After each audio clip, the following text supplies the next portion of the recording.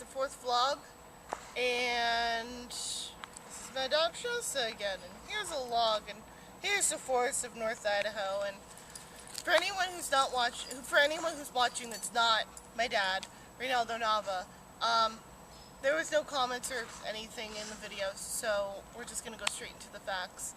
I make these videos about maybe every other week or so, but I'm gonna move them up to twice a week.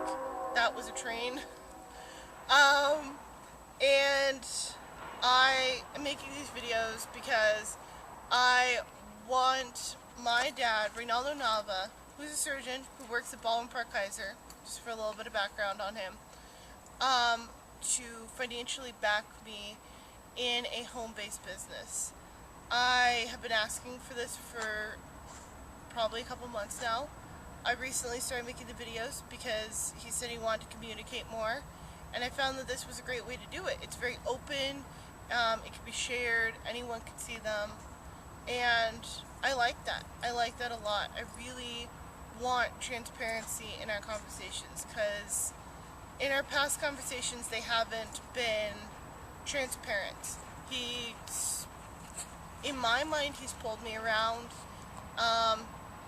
and that's why the first video I talked about how he used to leave me when I would go over to his house, and he'd leave me there alone without him.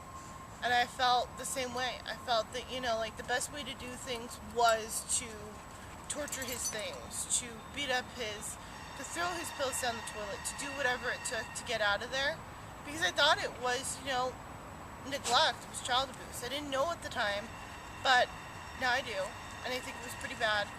And I'm making these videos kind of the same way, because I want to get noticed, is the biggest thing. I want to know that he's watching, that he's seeing them, that there's a bug on my arm, that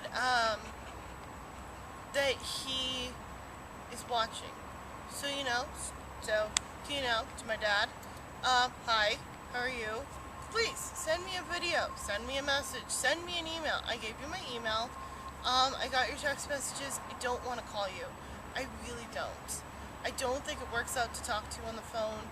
I think that I just, the last time we talked on the phone, I felt like run over, and it felt like a monologue on your end. It felt like, to me, you were monologuing about your points and how different things have happened, and how you pay for your dad's insurance and all this other stuff. And that's great. I understand that you can support your family and stuff, but guess what?